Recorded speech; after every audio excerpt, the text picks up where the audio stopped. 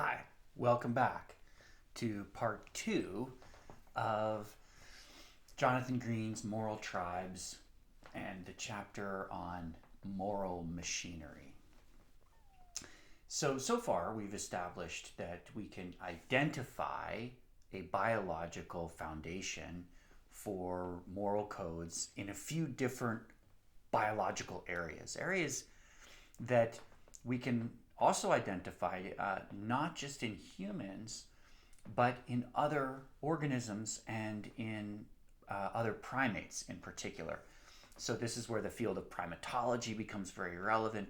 If you're talking about does human ethics, do human moral codes have a biological source in some cases, then one way to really demonstrate that strongly is to look at communities of great apes, chimpanzees in particular. And if you can identify this behavior there, then there's a pretty good argument, since we share 98% at least of our genetic heritage with chimpanzees, that what you're seeing in human cultures isn't just a mirage, isn't just bias on your part, supporting your hypothesis with imagined evidence. Okay, so let's continue. Another biological precursor to moral codes, one of the earliest and most important of the moral codes, the first commandment, is thou shalt not kill. Now, look, everyone knows that humans are capable of committing terrible acts of violence and cruelty, especially on one another. And there's all kinds of debates about, are humans more or less violent and under what circumstances. But what we can show is that almost all humans, with very, very few exceptions, tiny, tiny numbers here, have an aversion to violence. Now, we could debate whether or not this means that we've been manipulated into these acts of war and killing through other means, or how it's come to pass that humans have behaved so viciously and bloodthirstily in certain circumstances. But what is difficult to debate is that most humans don't have an aversion to violence, because we've tested for this on a number of different occasions, right? So putting aside questions of how bad or good humans are, how evil they can be in wartime, etc., we can just demonstrate that almost all humans, over the course of their everyday lives, don't like violence. They don't like to commit acts of violence, and they certainly don't like acts of violence committed against them, which should be obvious. But it isn't necessarily obvious that humans have an innate physical, biological aversion to committing acts of violence. If you just were to watch Hollywood movies, you might not know this, right? Because many of these movies involve humans committing incredibly gory acts of violence and not really suffering any trauma because of it. But in fact, when humans do commit acts of violence because of whatever circumstances they might find themselves in, there's a long history of psychology which shows how traumatic this can be. So a very simple experiment done back in the 80s and 90s, and with these large groups of participants, that is thousands and thousands of participants over time, just asked to simulate an act of violence. And you can do this with your friends, actually, it's kind of fun. But obviously don't hurt each other, of course. But the simulation is then measured, and you can kind of measure it yourself by checking your pulse or whatever. Through, before they had brain scans, before they were actually looking at the brain, they would just measure biological responses, very basic ones. How constricted are your blood vessels? How fast is your heartbeat? How much do your pupils dilate, right? Just looking for signs of stress and aversion in very common ways, like people would measure sweat dilation on the sweat glands. And so, in other words, you hold a knife to someone and you're like, now pretend to cut his throat. And you go, oh, God. And then we hook you up to a few very simple monitors and just see what happens. And like, by far the vast majority of people, when they're doing these actions, as compared to like, okay, now take the same knife and cut a slice of cheese, right? When you're pretending to cut someone's throat, you have a vast array of a host of stress responses, even though, of course, logically, you're not harming this person in any way, right? So this was one experiment, but there have been many, many others which show that in almost every circumstance, humans have an aversion to violence, committing a violence against one another, right? This is very important. So this then, in many respects, refutes the idea that somehow humans are naturally predisposed to committing acts of violence. So why have there been such horrific wars? Why have there been such terrible massacres? How come genocides have happened? Well, these are complex questions, but the answer may not be that people just like killing each other, because the evidence does not show that. And that's important going forward if you're trying to think in terms of what moral codes might have a biological seed.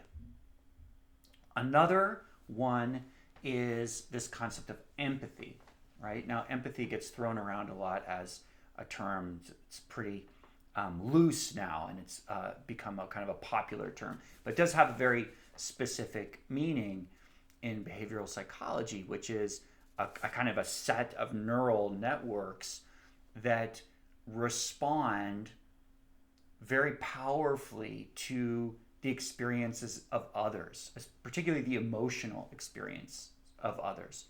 So when somebody's feeling suffering or pain, the same networks that light up when you experience suffering or pain will light up to a greater or lesser extent in your own brain. In other words, when people say, I feel your pain, they mean it literally in some cases. And again, what's cool about the brain is that it's plastic, meaning that it changes and molds and can do different things at different times, and networks can grow during your own lifetime.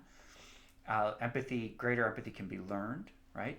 People are born with a variety of different levels of empathetic responses, but empathy can definitely grow over time through exposure, through kind of like a muscle. You're kind of using it and developing it over time. So we know that humans feel for each other, typically, even strangers, even people outside of our tribal groups.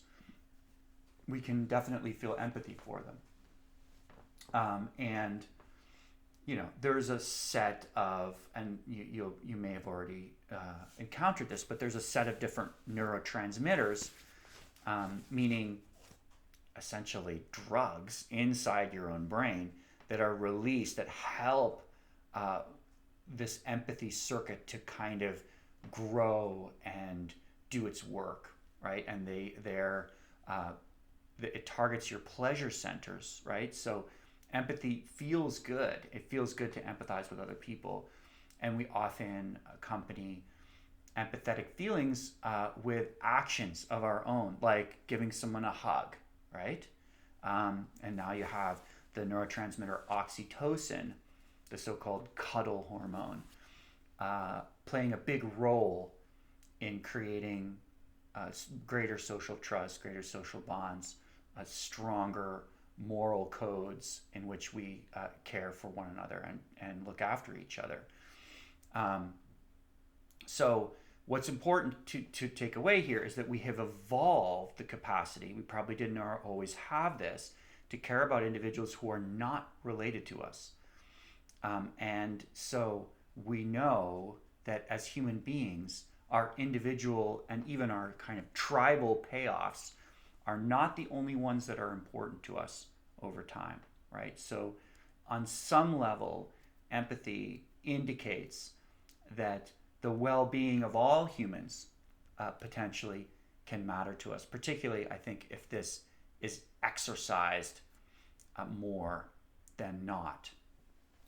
So there are other moral codes that become important to think of. Not all of them are as touchy-feely and warm as empathy, right? So one moral code is this idea that could come from defense, from self-defense, from this concept of credible deterrence, right? So in order to protect yourself and those you care about, your tribe, so to speak, there are times in which we can see a biological impetus to provide a credible deterrent. That is, don't attack, don't prey upon me, don't steal from me or try to undermine my existence to benefit your own. And if you do, you will suffer, right? So I need to send a message, a signal that I can deter you. That is, I can say, don't do it, right? And the message has to be credible, right? So this emotion, when you feel threatened or when your position feels attacked, you might feel anger, right? Another emotional response that leads to a moral code. That is, don't try to take anything from a stranger. Don't commit a crime against them that would undermine them, or there could potentially be consequences that you could suffer. So then, it's important to think in terms of also loyalty, right? As we talked about these networks of reciprocal altruism, when people are giving to each other, and over time there's this future of this productive future that grows with these people. Well, loyalty then becomes very important because you could have moments where you could take advantage of someone who's expecting you to reciprocate and you don't, and just receive benefits and don't return them. Now you should feel an emotional response of guilt or shame for breaking a promise, for breaking a bond of loyalty, right? Again, we're starting to talk about promises and commitments and accountability, right, as these moral concepts that may have grown out of these biological traits that have emerged, including emotions like guilt and shame, right? Now, there are many different ways to talk about love, right? But definitely we can think partly in terms of love as being a form of a denser bond of loyalty, right? Because there are lots of different, in a big social group, among social animals like ourselves, there can be lots of opportunities to mate with others, to cheat, right? And love is part of this bargain in which you say, despite the fact that I feel as though somebody might be a better opportunity for me, I am not going to, abandon you and our family or whatever, and go off with this other person that I'm more attracted to because they seem like a better opportunity for me, because I love you. So, this is a sort of a limited way of thinking about love. For sure, there are lots of better ways of thinking about it, but this is just one way of thinking about the importance that love has and how it becomes a part of moral codes, particularly around honoring one's family and loyalty to one's family, right? And which become very significant. Finally, not finally, but another that we can think in terms of is this idea, and a writer you may have encountered, Yuval Harari, has talked a lot about this, this emotion that we think of as awe, of being blown away by the status of another human being. So, that's encountering, let's say, your favorite celebrity or musician, one-to-one, person-to-person level. This feeling of awe of being, or a great political leader, right? Someone with a lot of power and who has a huge profile and many Instagram followers. More and more, it seems as though humans can become fairly awestruck by people within these positions, And some will argue that this is because this helps humans organize themselves into greater groups. So finally, I just want to finish with the baby lab at Yale, where essentially they tested babies, so that is infants below the age of 2, before they have any real socialization, on whether or not they can tell the difference between helpers and hinderers. So they showed them a cartoon in which a little triangle was blocking, or no, the triangle was trying to go up and someone was helping them, and then the triangle was being blocked in another version. And babies that were able to identify, even at the age in which it clearly must have had a biological foundation, who was helping and who was hindering, and they clearly preferred the helper. So all this is to say that there is a lot of evidence for at least moral codes as having some biological foundation. And it's interesting to explore what that is. And so we're going to go on as we go forward with the ethics of nature, analyzing how ethics meets up with the natural world. Thank you very much. We'll speak soon.